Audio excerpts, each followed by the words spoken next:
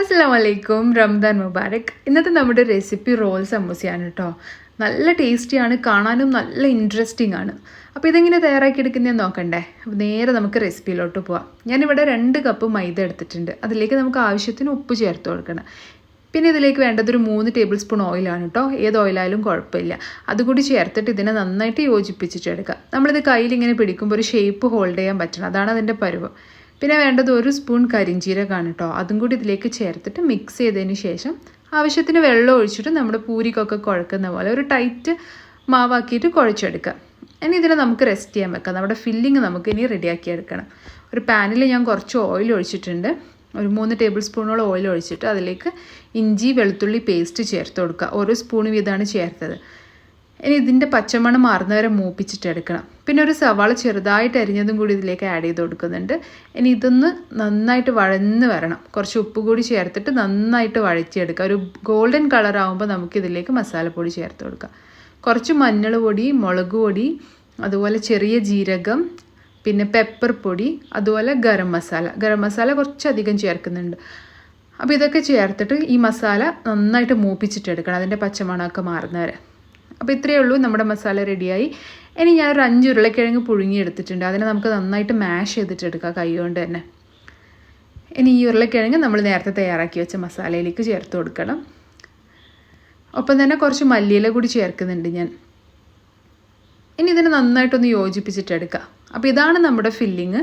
നമ്മുടെ ഫില്ലിങ് ഇവിടെ റെഡി ആയിട്ടുണ്ട്. ഇതിനെ ഞാനൊരു ചെറിയ സിലിണ്ടർ ഷേപ്പിലാക്കിയിട്ട് മാറ്റിയിട്ടുണ്ട് കേട്ടോ, നമുക്ക് ഫില്ല് ചെയ്യാൻ എളുപ്പത്തിന്. ഇനി നമ്മുടെ മാവ് നമുക്ക് നന്നായിട്ട് ഒന്നുകൂടി കുഴച്ചെടുക്കാം. അപ്പോൾ സമൂസ നോർമൽ ഷേപ്പിലല്ല നമ്മളിന്ന് ചെയ്യുന്നത്. നമുക്ക് ചെറിയ പൂരിയുടെ സൈസിൽ ബോളാക്കി എടുത്തിട്ട് ഇതിനെ ഓവൽ ഷേപ്പിൽ പരത്തിയെടുക്കണം. നമ്മൾ ഞാനൊക്കെ പരത്തില്ലേ, ആ ഒരു ഷേപ്പിൽ നീളത്തിൽ ഇതിനെ ഒന്ന് പരത്തിയെടുക്കാം.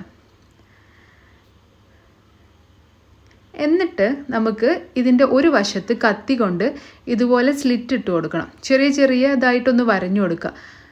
അടുപ്പിച്ചിട്ട് ഒരുപാട് ലൈൻസ് ഇങ്ങനെ വരഞ്ഞു കൊടുത്തു കഴിഞ്ഞാൽ നമുക്ക് നമ്മൾ നേരത്തെ തയ്യാറാക്കി വെച്ച ആ സിലിണ്ടർ ഷേപ്പിലുള്ള ഫില്ലിങ് ഇതിൻ്റെ സൈഡിലോട്ടേക്ക് വെച്ച് കൊടുക്കണം.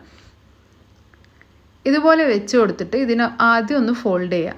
ഞാൻ ശരിക്കും നിങ്ങൾക്ക് കാണിച്ചു തരാം. ഈ ഒരു ഇതുപോലെ തന്നെ ഒന്ന് ഫോളോ ചെയ്താൽ മതി കേട്ടോ. പിന്നെ ഇത് ഒട്ടിക്കാൻ വേണ്ടിയിട്ട് ഞാൻ കുറച്ച് വെള്ളം എടുത്തിട്ടുണ്ട്. അത് സൈഡിലൊക്കെ നമ്മൾ കുറച്ച് വെള്ളമാക്കി ഒട്ടിച്ചു കൊടുത്താൽ അത് അവിടെ നന്നായിട്ട് ഒട്ടി നിന്നോളാം. അല്ലെങ്കിൽ ഈ നമ്മൾ ഫ്രൈ ചെയ്യുമ്പോൾ ഫില്ലിംഗ് ഒക്കെ പുറത്ത് വരും കേട്ടോ. അപ്പോൾ അത് പ്രത്യേകം ശ്രദ്ധിക്കുക, നന്നായിട്ട് ഒട്ടിക്കാൻ വേണ്ടി ശ്രദ്ധിക്കുക. ഇതുപോലെ സൈഡും ഒന്ന് ഒട്ടിച്ചു കൊടുത്തതിന് ശേഷം നമുക്കിതിനെ റോൾ ചെയ്തിട്ട് എടുക്കാം. ഇപ്പം ഞാൻ റോൾ ചെയ്തെടുത്തിട്ടുണ്ട്. അപ്പോൾ ഇതുപോലെ നമുക്ക് എല്ലാം ചെയ്തെടുക്കണം. ഞാൻ ഒന്നുകൂടി കാണിച്ചു തരാം ഇതെങ്ങനെയാണ് ചെയ്യുന്നതെന്ന്. നമ്മൾ ഓവൽ ഷേപ്പിൽ പരത്തിയെടുത്തതിന് ശേഷം നമ്മുടെ ഫില്ലിങ് ഇതുപോലെ നടുക്ക് ഒരു ഭാഗത്തായിട്ട് വെച്ച് കൊടുക്കുക, നടുക്കല്ല. ഇനി നമുക്ക് ആദ്യം ഇതിനൊന്ന് ഇതുപോലെ കവർ ചെയ്യാം. വെള്ളം കൊണ്ട് നമുക്കിതിൻ്റെ സൈഡൊക്കെ ഒന്ന് വെറ്റ് ചെയ്ത് കൊടുക്കണം.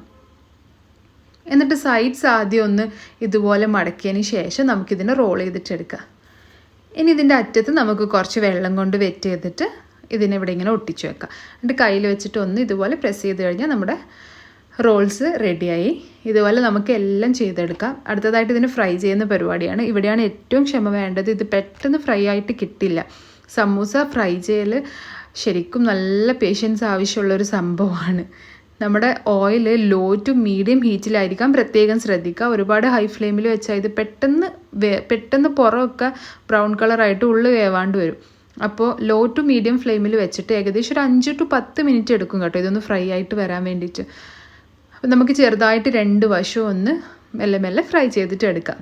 സമയമെടുക്കും. നിങ്ങൾ ഇത് ഫ്രൈ ചെയ്യാൻ ഇട്ടിട്ട് വേറെ എന്തെങ്കിലും പണിയൊക്കെ ചെയ്ത് തിരിച്ചു വന്നാലേ ഇത് ഫ്രൈ ആയിട്ട് വരുള്ളൂ കേട്ടോ.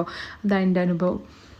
അപ്പോൾ ഏകദേശം ഒരു 10 മിനിറ്റ് ആയപ്പോഴേക്കും ഇത് നന്നായിട്ട് ഗോൾഡൻ ബ്രൗൺ കളറായിട്ട് വന്നിട്ടുണ്ട്. അപ്പോൾ ഇതാണ് പരുവം. അങ്ങനെ നമ്മുടെ റോൾ സമൂസ റെഡി ആയിട്ടുണ്ട്. നല്ല ക്രഞ്ചിയാണ് കേട്ടോ, അതുപോലെ നല്ല ടേസ്റ്റിയാണ്. ആ സ്ലോ ആയിട്ട് നമ്മൾ ഫ്രൈ ചെയ്തെടുക്കുന്നതുകൊണ്ട് തന്നെ അതിൻ്റെ ടേസ്റ്റ് വേറെ തന്നെയാണ് കേട്ടോ. എല്ലാവരും ഒന്ന് ട്രൈ ചെയ്ത് നോക്കുക.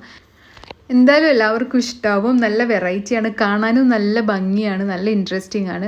പെട്ടെന്നായിരിക്കും മനസ്സിലാവില്ല ഇത് സമൂസയാണെന്നല്ലേ.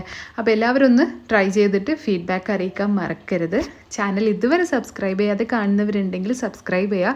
നിങ്ങളുടെ സപ്പോർട്ടാണ് കൂടുതൽ വീഡിയോ ചെയ്യാനുള്ള പ്രചോദനം. അപ്പോൾ ഫ്രണ്ട്സ് ആൻഡ് ഫാമിലിയൊക്കെ ആയിട്ട് ഷെയർ ചെയ്യുക.